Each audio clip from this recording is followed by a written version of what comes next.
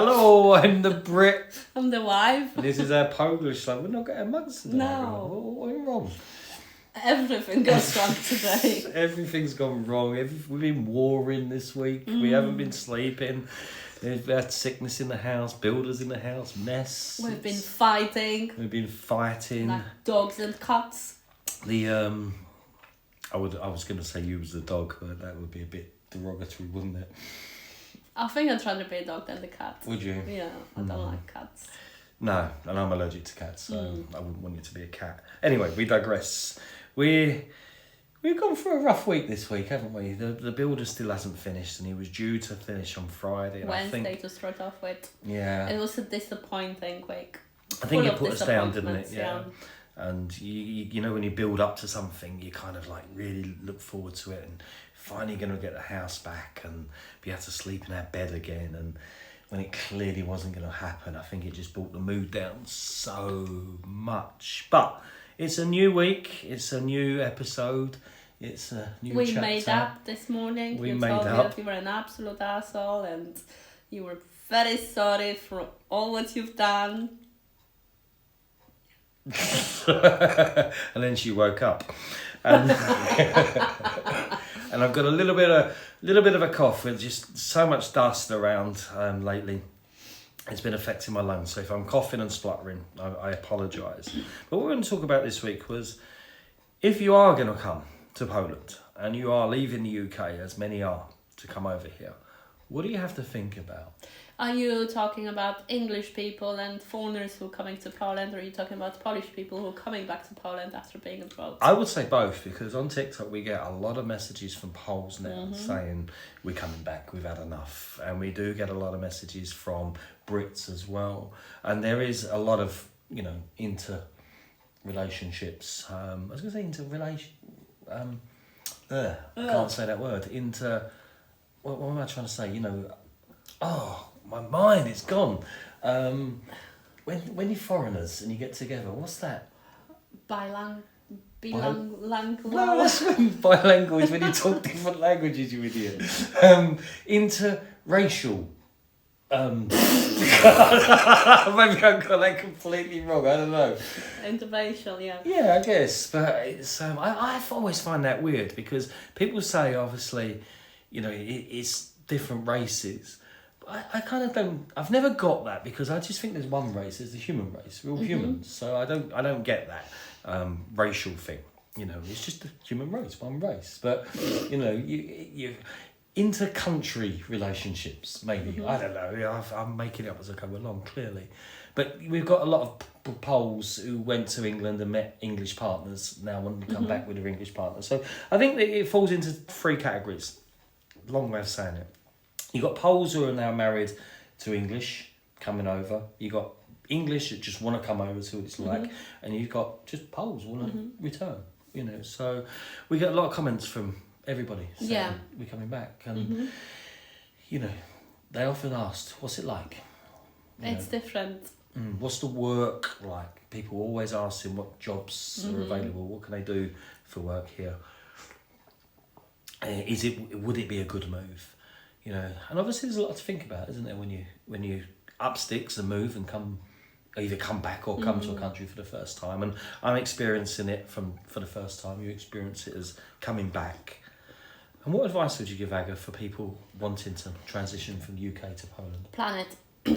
Think about it. Don't make an impulsive decision like we did. But try to think about everything, and not just the paperwork and lista mienia, and do I bring my car, how is the visa gonna work, because that's all gonna fall into place from one side or the other. You're gonna find things really frustrating, because some of the people are nice, some of the people will make it complicated for you. But also think about the whole dynamic of life, how that's gonna change people that are gonna be around you, how that's gonna change the relationship, the school, the kids, where they're gonna go, how are they gonna settle in, the money. I always think about the money. How much do you need, not just to survive, because I think there's a lot of people asking, if I have 10,000 zlotys per month, will that give me a comfortable life? In my opinion, no. 10,000 zlotys per month will not give you a comfortable life, nowhere near that. Think about what you're gonna do in here, because we came summertime and we had 2 months of a honeymoon period. We were doing things, traveling, having fun, having barbecues, spending time with friends and family, but then all of a sudden it's like, boom, the reality hits.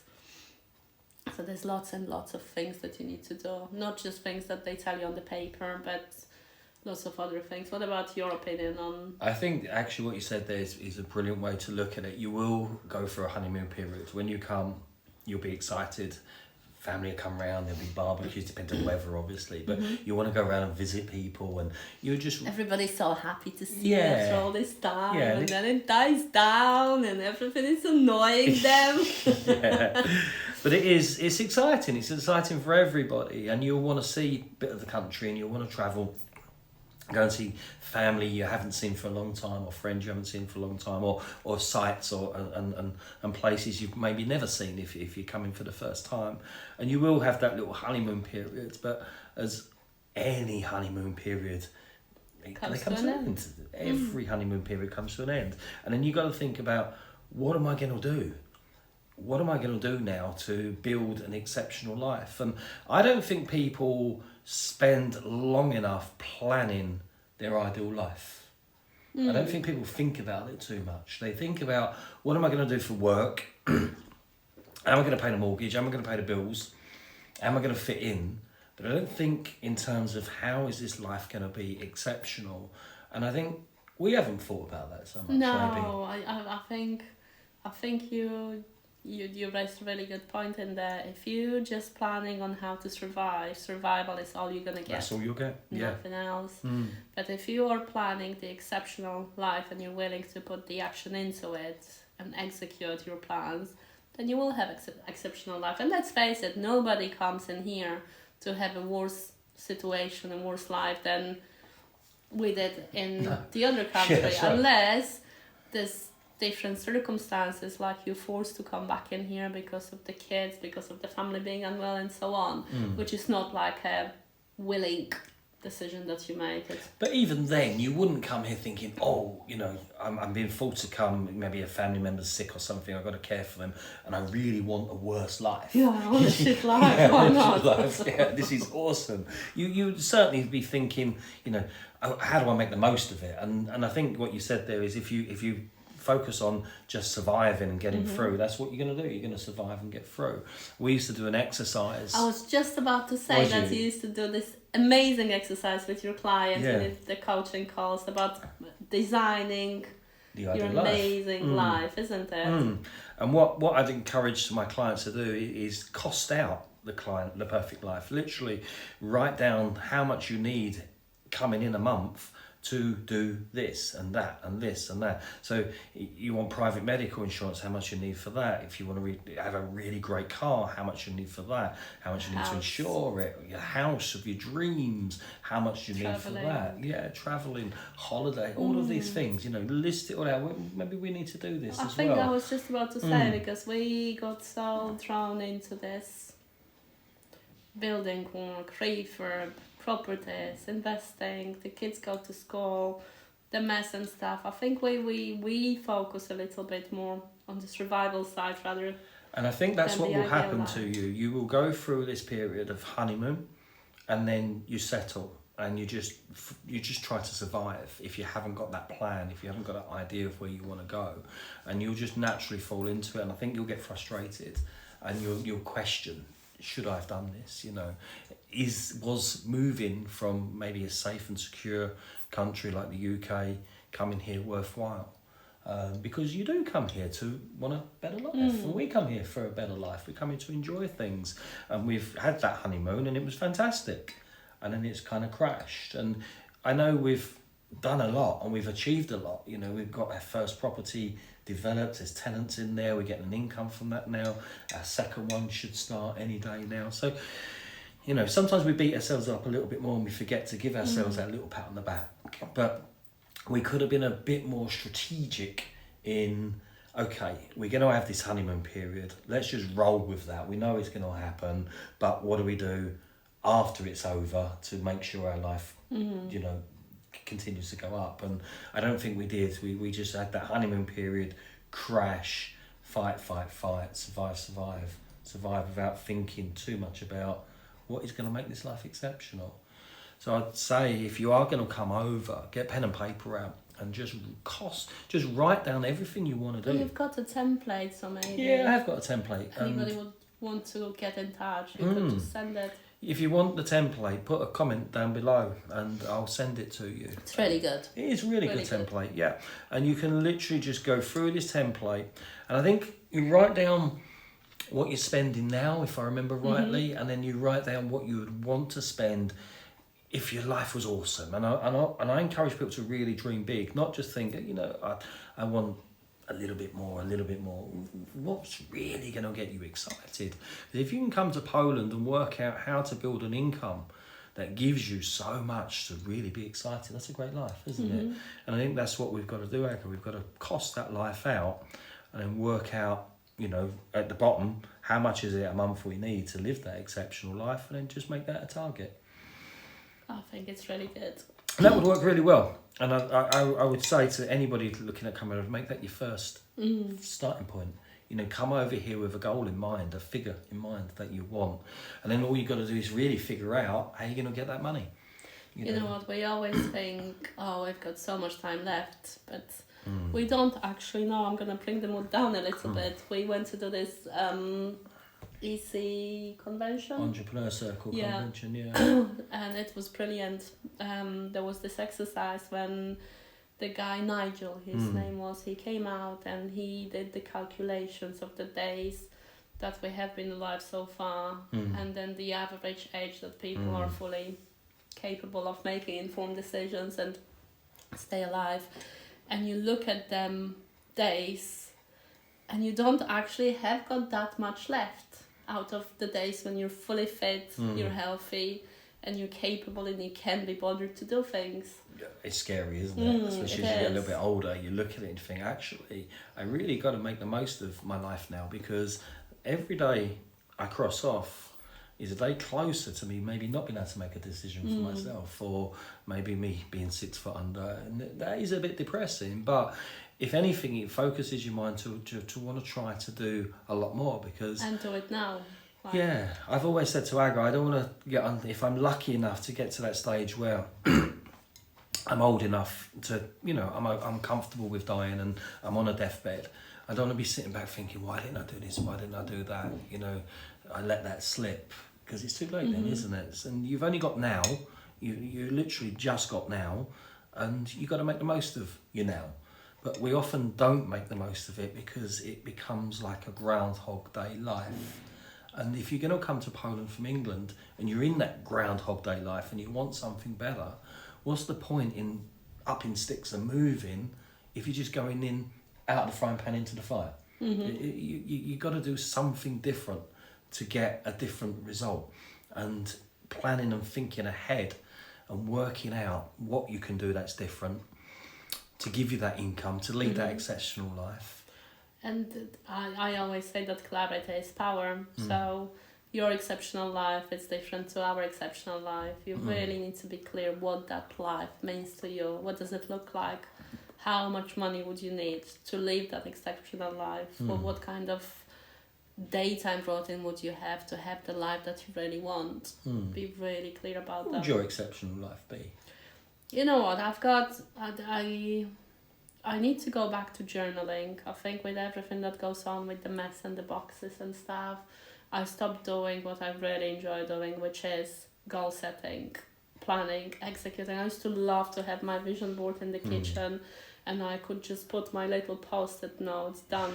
I miss that. Yeah. I haven't done it. I need to look at my old journals, because I used to write the 10-year goal, which is the definition of your exceptional life. And to me, the health always comes first, because when you're healthy, you can do anything. You can be whoever you want to be. You can do whatever you want to do. You can make money. You can make time for things that really matter. and stuff. Without health, life sucks, It does, basically. yeah. So health and fitness always on the top. It's not been great recently, but we've got to change that and stuff. And then one of my biggest value is the financial independence. I need to be financially independent to feel safe, to feel secure. It's down to how much money gives you that independence, how much money, what assets, what investments give you that financial freedom. And one of the main reasons we came to Poland is because we wanted to be mortgage free. We didn't want to have any debt or anything, and we were just chasing that financial freedom. It's a lot easier in here than in England, in my opinion. Oh, it is. Exceptional life, the energy. I would love to have a lot of energy to do things for my family, but also for myself. I think I've always been giver, pleasing other people and so on. I'd like to be confident enough to say, okay, this is me time. I'm not having any interruptions or anything like that. I'd love to have life on my terms, so I do what I want, when I want, with who I want, and whether I want to do it or not, and stuff, and just be in control of our life.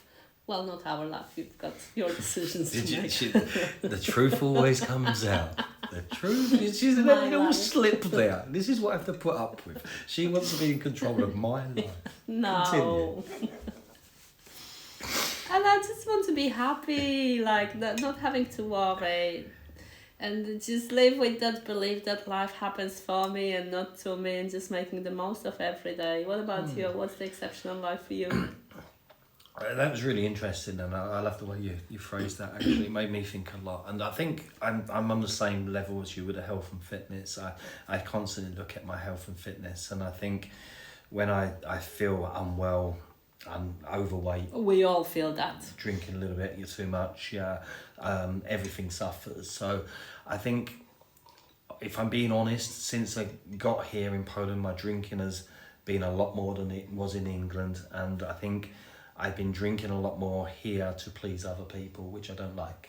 And I've got to that stage where I've realised that, the sitting down, the vodka shots and that, it's nice, it's sociable, and we've had fun, but it's not me. It's never been me. And to do that, to fit in and please people, has been a bit detrimental to me. So I've made a decision that I'm going to stop that, and I need to concentrate on my health, and I need to concentrate on my fitness. I have a goal in mind. I have a goal of, I want to live to 111. I don't know why, it's just, that's my goal. It's always been 111. 111, and I recognise if I'm drinking a lot more alcohol and I'm not eating too well, that's not going to happen. And I think I want that to happen so badly because, as an older father of two smaller children, especially, I want to be around to see them grow up. I want to see them get married. I want to see them have kids, and I want to share that with you for as long as possible, but not just share it in I'm there and I'm a burden kind of way. Share it that, I'm energetic and I'm strong and I can do things for them. So my ideal life is a life of fitness and health and strength, and that's my base. And from there, I know I can do great things. But I also want to travel. I do want to see Poland. I want to go out. I want to spend more time with you. I want to have that freedom. I want to make sure, my clients are really well looked after. But when they're looked after, that's it. It's our time. And we can do things together, and the social media side of things, I want to make sure that grows and that's doing really, really well. But there's a cut-off time. There's a cut-off time where the phones are away, the comments are forgotten about, and we just spend time together and have that financial freedom as well. So I see it as very possible here. I can't see why we can't do it. We've got a fantastic foundation to build off of. We don't have a mortgage on this house. It is going to be decorated to a high standard soon. That's going to be lovely. We have got investment properties. They're all going to be renovated and rented out soon. So I can see us ticking those boxes. I just wish maybe, I don't know, we kind of, I think, like we said, we had that honeymoon period and then just fell into, this has got to be done, that's got to be done. I don't know, it just seemed a bit boring in some ways, and we haven't looked after ourselves that well. You know, we've got a gym, we've got loads of gym equipment downstairs. We haven't even put it together. Oh no, the builder said to us that we should open the gym and... Yeah, I mean, we could open literally a gym downstairs in this house if we wanted to. We've got fully functioning gym equipment. We've not used it. We've not trained for 7 months, which for me is just unheard of, really. So I think with better planning and better organisation and more of an idea of what we wanted to do, we could have done it very differently. And I think that's what we want to get across today. When you come here, think about what you want to do. Cost it out. Come with a plan. You know, make it time scalable. Is that the word? Time scalable? Because I want, it's just a dream, but once you put the date on it, it becomes the goal. It becomes the goal. Don't just go wishy-washy, let's see how it goes. Yeah, have the honeymoon period. Come and enjoy yourself. Don't worry about things too much. You know, get involved. But know that honeymoon period won't last forever. There's got to be a cut-off period, and then the hard work starts on building this great life. And once you set things in motion to build that life and you know what you're aiming for, I think it'll become easier. And I think you and I, Aga, we need to sit down and cost out that ideal life and cost out how we're going to build our fitness, how we're going to build our strength, because that is important to us, and how we're going to manage to create something very special here. Yeah, it's the mindset that we need to change, because up until now, we've always been saying this is what we need just to cover the expenses. Yeah, focusing on that, yeah. And if you focus on just getting enough money to cover the expenses that you've got, that's exactly what you're going to get. Just before we go, I'll tell you the formula that I've used in the past, which I learned when I studied with Dan Locke, and it was MTO. And MTO stands for... Yeah, I love that. Yeah, your minimum, your target, and your outrageous. So when you look at your expenses and you look at your how much you need to live a decent life, I guess, that should be your minimum. So let's say, I don't know, let's say it's 25,000 zloty a month. That will cover everything, give you a nice life. Make that your minimum target, but always double it. Always double it. And make that your actual target. So if it's 25,000 zloty, put it to 50,000, and you aim for 50,000. That's your target. Because if you get 50,000, you're laughing. You know, you've got a fantastic life. If you get 40, you're still really happy because it's over 25. Even 30 or 35, you're still happy.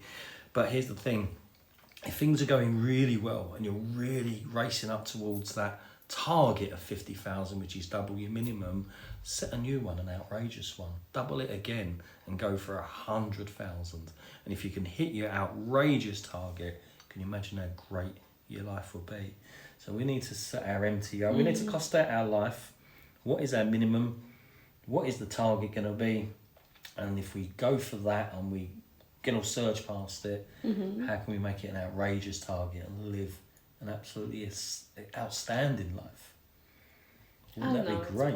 It is possible. Listen, I always say to everyone I coach, if someone else has done it in the same sector as you want to do it, someone else has come to Poland and they built a great life in Poland without even knowing the language, then you can do it. I mean, you're doing pretty well without even speaking the language in here. Yeah, I am. You know, when the language comes in, that's going to open up a whole load more opportunities. There's so much we can do. You know, at the moment, it's limited in some ways, but I'm still doing really well. Still earning money here, still building a life here with a little bit more structure and direction. That'll increase. And when I do get the language nailed down, can you imagine the opportunities that are going to be available? It's just going to be awesome. It's going to be fantastic. So if we can do it, we're nothing special, are we? No. We're not here saying we're the gurus and we know everything. We don't. We're always learning, and that's the beauty of us. But if we can do it, two people like us, you can do it.